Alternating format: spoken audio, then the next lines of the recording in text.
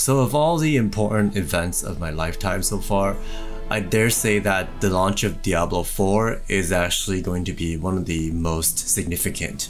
In fact, I'm fairly certain that it'll be up there with some of the other milestones of my life like graduation and getting my first job. And of course, this is as a content creator looking to cover Diablo 4 for as long as I can.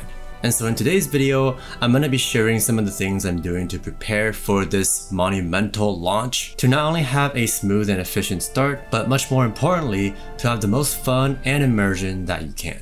So first of all, if you're interested in lore and the story of Diablo 4, I highly recommend going over some of the older lore involving Lilith and Inarius, which will definitely add some additional context and color to your playthroughs.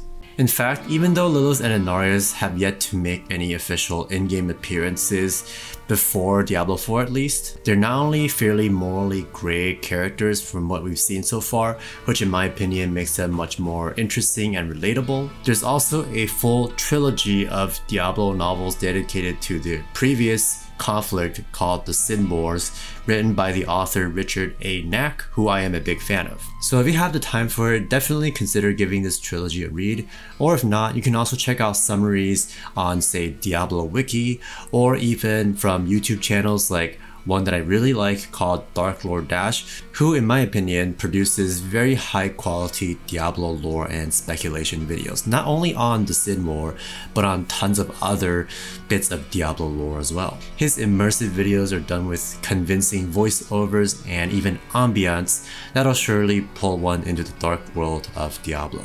And suffice to say, this is a rabbit hole that I very much enjoyed diving into.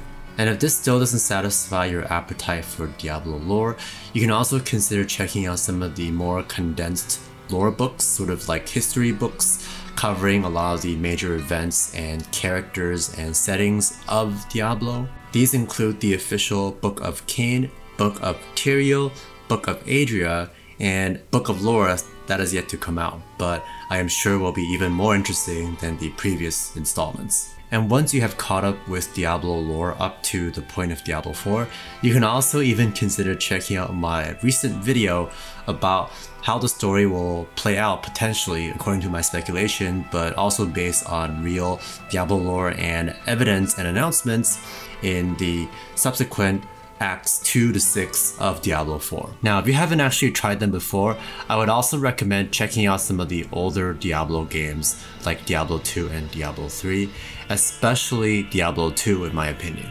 With that, you'll not only be able to experience the lore and campaign for yourself, although I'm personally not as big of a fan of Diablo 3's story specifically, although I do like Diablo's lore as a whole. But both games are indeed very well regarded. Diablo 3 is a bit more controversial, especially at the beginning when it first came out, but nowadays it seems to be in a pretty good spot. But as for Diablo 2, the reason that I highly recommend trying it out, at least before Diablo 4 comes out, is that it is extremely innovative and ahead of its time, resulting in there being a dedicated fan and player base for almost 2 decades with barely any updates to the game, up until Diablo 2 Resurrected of course, which still has a healthy community and player base. And even though Diablo 4 is indeed just around the corner and there isn't that much time left to try out Diablo 2, even so, I would still recommend it if just to get through the campaign once, because it is such a unique and compelling experience, at least for its time, and I think everybody who plays Diablo 4 should at least experience that first to really understand the foundations and expectations that have been built into the franchise just because of this revolutionary game. And next, when it comes to preparing for the launch by studying the classes and mechanics and whatnot, I still always emphasize to try to have the most fun possible and not necessarily having to min-max or perhaps tire yourself out to the point of costing you fun, if that makes sense. But still, I think it could be very helpful, even for the fun optimizer, so to speak, to at least learn a bit about and perhaps even slightly plan ahead or experiment a little bit with class builds and what they might want to play, as well as learn about the various mechanics within the game. For this, you can check out a somewhat comprehensive video I did on Diablo 4's progression systems, namely especially itemization as well as Paragon boards, which I'll link in the description box below. And for a quick example of why this might be helpful is that, did you know that gear can actually not only spawn with the magical properties from being a magic or rare or legendary item and so forth, but that they also have inherent physical properties. For instance, swords always come with critical strike damage, meaning that if you wanted to go for a more critical strike or critical strike damage build, you would definitely want to prioritize using swords, right? As opposed to, say, axes, which always come with damage to healthy enemies, and say bows that have damage to distant enemies versus crossbows that always come with damage to vulnerable enemies. And plus, different weapon types also roll with different types of attack speeds. And so knowing all this would definitely help you be able to look out for more of these specific, say, weapon types or gear types that you might want to use to suit your build. Or you could even start planning out skills and builds ahead of time according to the type of weapons you might want to use. So hopefully that didn't sound too nerdy to you, but I genuinely think that knowing this type of stuff can be helpful and potentially make your first, especially, playthrough more fun, right? Because it'll help you be able to make better decisions as you go along and have perhaps fewer regrets, right? If that's your thing.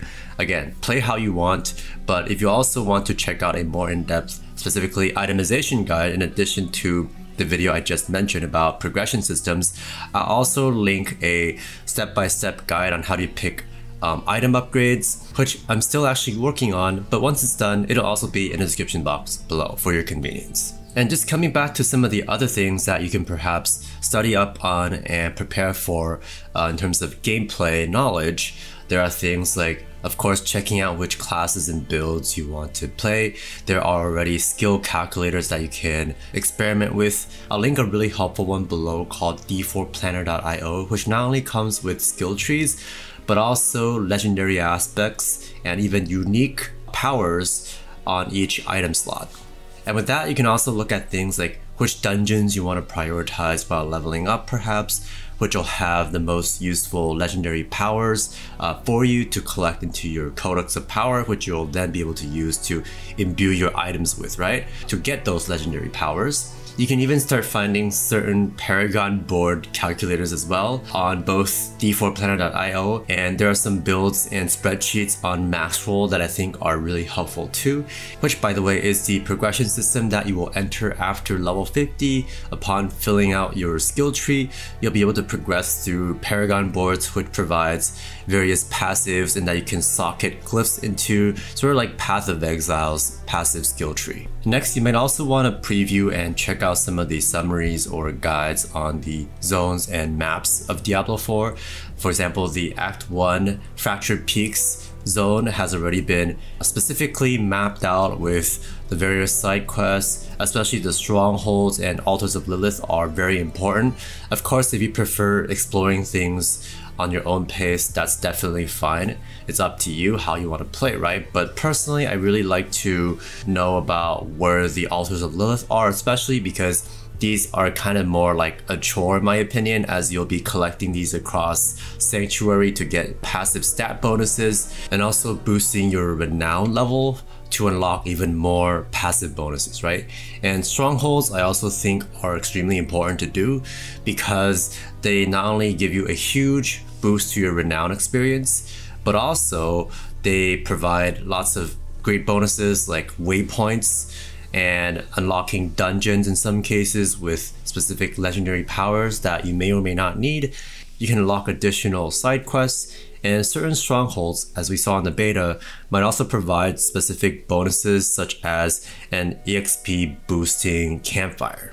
And with that, last but not least, there are definitely also optimizations that you can make outside of the game, right? For example, you obviously want to make sure that your hardware and even software like your graphics card drivers and whatnot are up to speed. Your gaming setup should be something that you're happy and comfortable with, and you can even decide between, or like me, have both a keyboard and a controller in case you want to switch between the two playstyles. And one might also expect that with such a monumental game release, that many of us might temporarily forego our social lives or even set aside some of our real life responsibilities. I'm definitely not suggesting that, although what you want to do is up to you, right? And what your priorities are.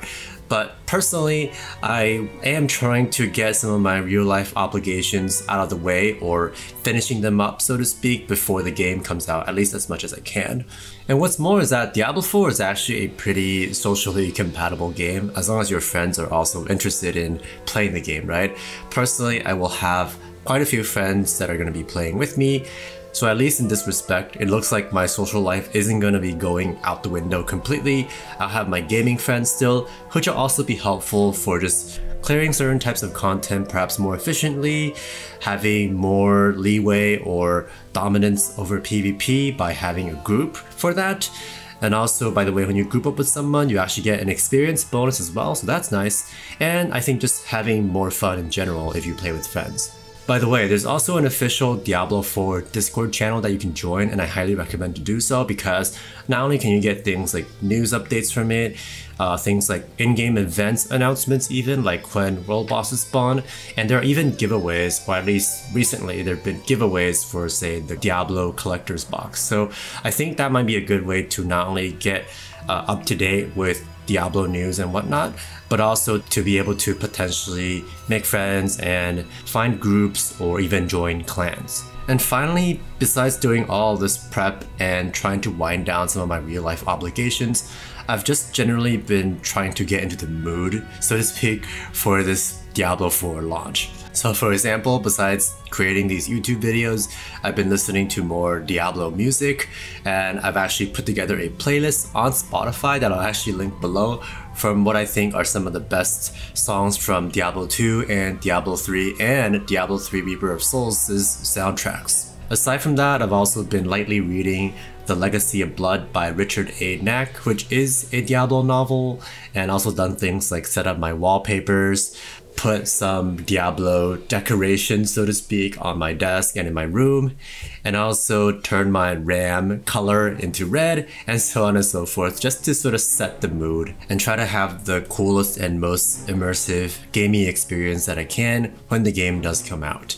So with that, let me know how you are preparing for and getting into the mood for Diablo 4's launch, whether you have some cool setup tips to share, and just your personal stories about how you might be reorganizing your life or getting your life together in preparation for this launch. Anyhow, thank you so much for watching. I can't wait to share more videos with you and play the game along with you. Consider liking this video if you liked it or found it helpful, and subscribing to my channel for more cutting edge guides. And with that, I will see you in the next video or in game. Peace.